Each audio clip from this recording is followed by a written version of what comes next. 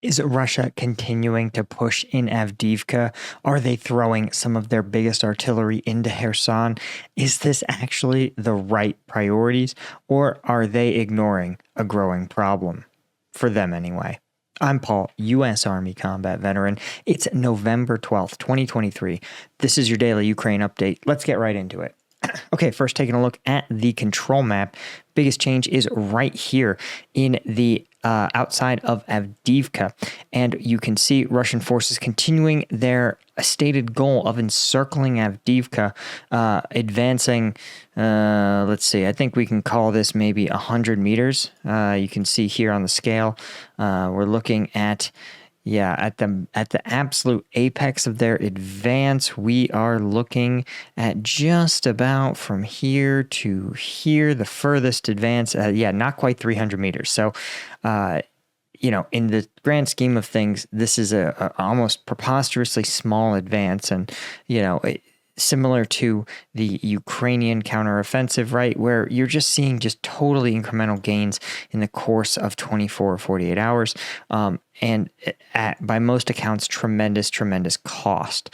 And some of this, you hope, is a recognition by Russia that their efforts are not yielding necessarily the effects proportionate with the cost to their military. They are moving towards Stepova. You can see literally advancing down this road towards the town of Stepova. And if they could do so, it might sort of kind of start to allow them to pressure Avdiivka, but you can see that this town and these hills are really the linchpin that's going to keep them from that Russia would need to take in order to block this main road into and out of Avdiivka. This ability to get supplies and personnel in and out basically hinges on this road here, or this urban cluster in the northwest portion of the city. If they can seize this, then they potentially can start to try to control some of these roads. But you can see there's at least three alternatives out of Avdiivka, right? This road here near the Severna, this road running through north of Kichne, God help me, as well as a northern route that runs even further up from Kichne, through Orlivka, but also through Stepova. So you can see how they've got their work cut out for them. This isn't like Severodonetsk last year, where you saw, a single route into and out of, or the Battle of Bakhmut, for example, where there was a very limited number of routes into and out of Bakhmut. And as the Ukrainian forces were encircled, they were forced into a single roadway. This has three roadways, and it's very, very tough to cut off all three, right? Concentrating on one simply allows Ukrainians to go to others. Plus, the fact that Ukrainian forces are the ones deploying the mines here mean that they can even create alternative routes, right? Dirt roads that keep them off of these main roads that are known only to them. And so I am a skeptic that the Avdiivka is anywhere close to encirclement. Again, by most accounts, this is at a tremendous cost to Russia. Now, I did want to talk really quickly about strike gum. Strike gum is, of course, my gum that I made after my experience in Afghanistan, where I needed a quick way to get caffeine when I was on these long combat patrols. And all we had were these gross energy drinks called Rippets. Rippets were just disgusting. They were heavily carbonated, loaded with sugar. They tasted bad when they were chilled and refrigerated, but when they were in your pocket in 115 degrees in Afghanistan, heat of the summer, they were just revolting. So obviously I needed an alternative, and that's why I worked with a manufacturer in Denver to create Strike Gum. Strike Gum has 90 milligrams of caffeine, the same amount of energy as a Red Bull or an Amp Energy, but no sugar, 5 calories, and it's all in just one little piece of gum. Best of all, of course, 50% of the profits from this first production run are going to be donated to Ukrainian charities that benefit civilians who've been injured or displaced in the conflict. So if you're interested in the energy drink alternative, right,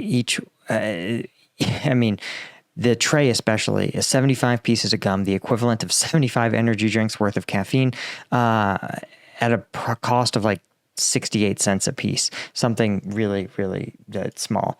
So check it out, strikegum.com. Okay, now here's what I wanted to take a look at in Ukraine's, according to the combat map. First off, you can see there's no updates on the attacks. Doesn't mean they're not happening, just means the ground combat hasn't been updated. But here's what I thought was really interesting, is that in downtown Kherson City, there's some reports, let's see if I can find it here, that the Russian army is actually firing its MLRS systems into Kherson proper. MLRS systems, as you guys know, are rocket artillery. These are in the U.S. military, we joke that our MLRS systems are, quote, grid squared deleters.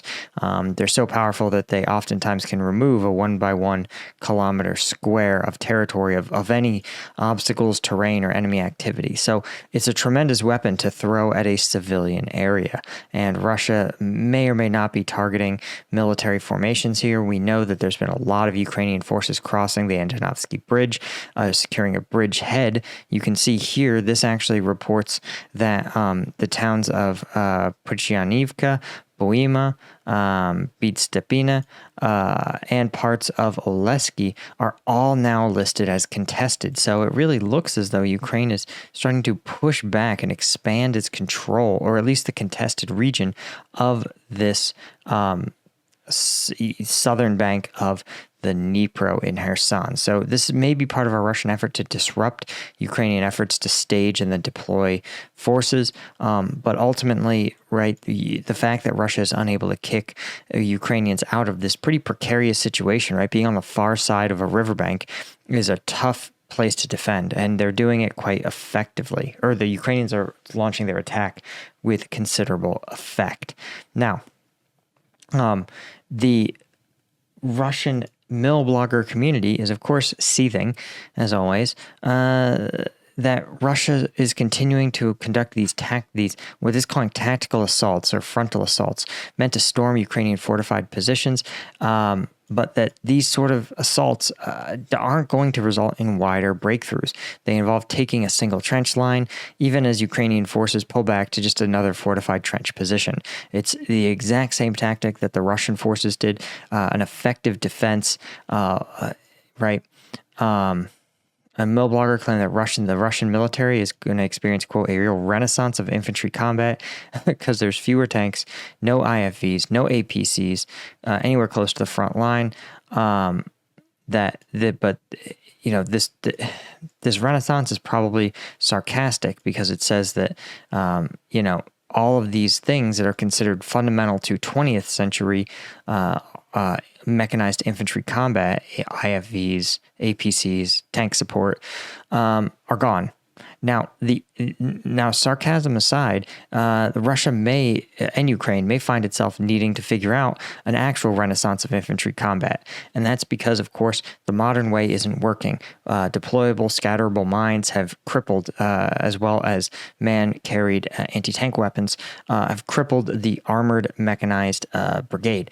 And so the militaries of the world need to actually find a new way to conduct infantry combat for soldiers to close with and destroy the enemy. These sort of tools simply aren't effective at the job. And Russia might just be the first military to come to this realization. But Ukraine has also sort of alluded to a need to evolve its infantry tactics. And frankly, if the U.S. military knows what's good for it, it should be already back on the drawing board saying, okay, the Stryker Brigade combat team, the infantry, the Armor Brigade combat team, they're all dinosaurs, and they need to evolve or die. And hopefully someone at the Pentagon is figuring out what evolution looks like. Anyway, guys, that's all I had. Thank you so much to the Colonel tier members at combatvetnews.com. Thanks to all our Lieutenant tier members. Please be sure to hit like, hit subscribe. Let the algorithm know that I'm making decent content here. Trying to give you guys the unbiased look at the realities on the ground. Thanks so much. See you in the next one. Cheers.